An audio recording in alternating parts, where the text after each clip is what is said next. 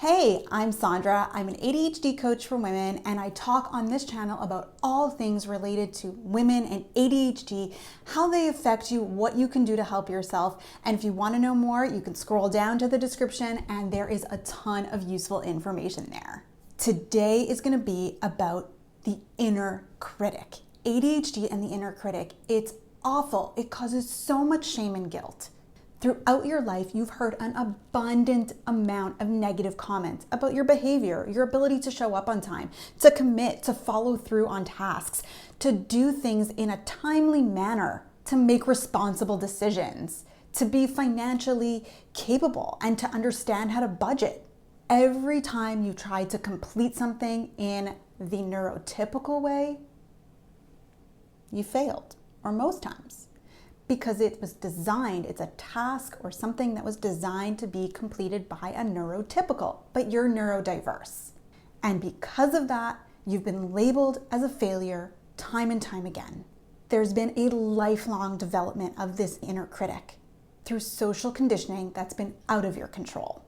This inner critic leads to creating self-limiting beliefs so you don't think that you can do certain things. You give up.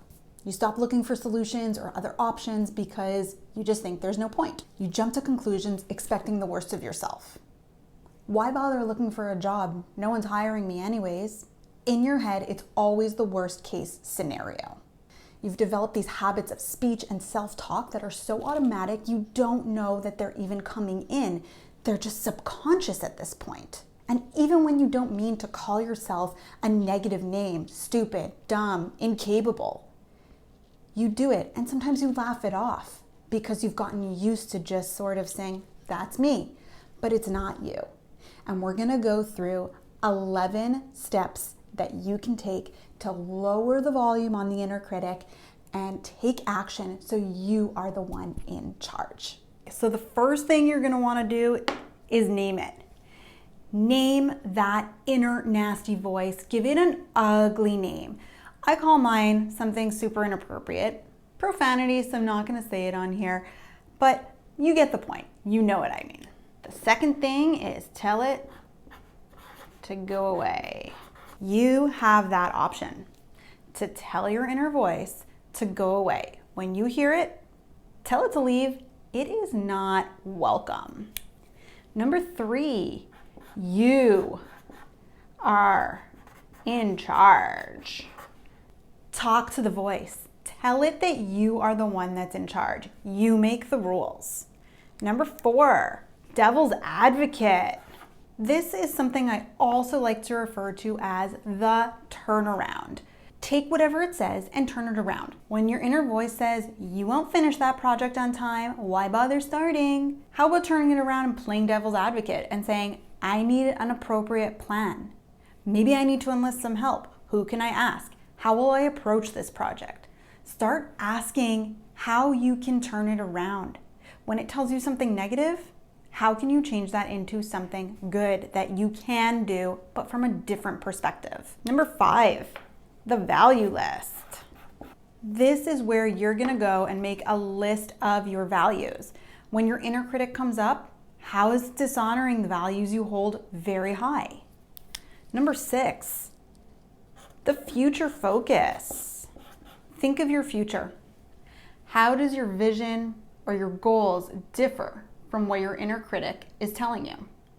If you listen to your inner critic and it's telling you not to go for some of your biggest goals and dreams, and you listen, you might not obtain, or be at a place in your life in the future where you very easily could have been. For example, I probably would not have launched my business successfully if I listened to my inner critic. I needed to focus on my future and how I was able to do it. Number 7, it's okay to fail. You learn from your mistakes. Encourage and remind yourself that it is okay to fail, because each time you don't succeed, it's a learning opportunity. It's a chance for you to understand what you could have done differently. How will you move forward? What's the next step to trying again in a different way? Think about it as a place to explore how you can approach the same situation from a different angle. Number 8 is motivation in the what if. What does that mean? Find motivation in thinking about what your life would be like if you didn't achieve the goals that you set out to do. How will achieving those goals make you feel good and help you? How will they brighten your future in a realistic way? What might you be giving up if you don't achieve your goals? What will it cost you emotionally, physically, and financially? Those are some very deep-rooted questions. And this is one that I come back to a lot. When my inner critic comes up, I think about, what if I don't do that thing? What then? What's the worst that could happen? Will I be successful? Maybe not. Will I learn? Most definitely. Number 9, a self-empowerment statement. Find ways to empower yourself by writing down an empowering self-belief and tape it to your office wall, in your cubicle, somewhere in your bedroom, in your family room, in your kitchen, somewhere where you're going to see it. What does this look like? It's basically a statement that lists the things that you're good at and where those values show up in your life. So for example, you could state the I am, so the being, with the doing. So I am passionate, loving, caring, empathetic, and amazing. And then I go into my doing. At my work, motherhood, being a wife, a sister, a daughter, and a friend.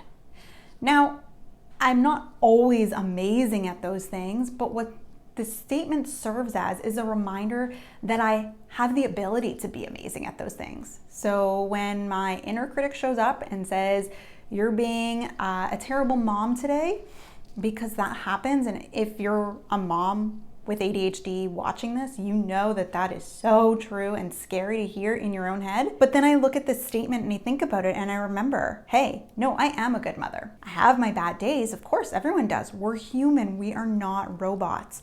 Having an empowerment statement reminds you that you have the ability to go off path sometimes, but you'll know how to come back. Number 10, you have the power. Don't try to change to please your inner critic, because it's only going to make the critic louder. So the biggest secret here to crushing and lowering the volume is that you have the power, not your inner critic. Now I just noticed that I got to 11 and I must have missed something along the way. And I then kind of went back in my head and realized that I forgot to put in short-term goals just after the future focus. So I'm going to put an arrow down here and write short-term goals. For short-term goals, we're thinking in the next few days, maybe a week. List your goals. What do you want to achieve by the end of this week? And how can you get there? What can you do to make sure you do the things that need to get done? If it's, let's say, completing a task at work or a project, is there a feasible, realistic timeline in which you can complete that? How can you break it down to make sure that you get it done? By implementing proper break times, by enlisting help from coworkers, by talking to your boss about a possible extension if that's something you absolutely need. Then you can think longer term to go back to that future focus of how your short-term goals play into your future focus. What short-term goals do you need to set in order to slowly reach that future goal? Okay, so these are the 11 things that you can do, 11 steps that you can take to take action on your inner critic. If you haven't already, you can check out my website, saundrabrodkin.com. If you want more support, more resources, more help, again, that's on my website. You can check out my YouTube channel up there. You can hit the subscribe button below. You can also check out my ADHD calendar roadmap, which is a resource to help you get places on time, plan ahead, prioritize, all those things that come around time management. That is accessible at saundrabrodkin.com/ADHD calendar roadmap. It's linked below. If you have any questions, reach out, let me know. Here for you. Hope this helped. See you next time.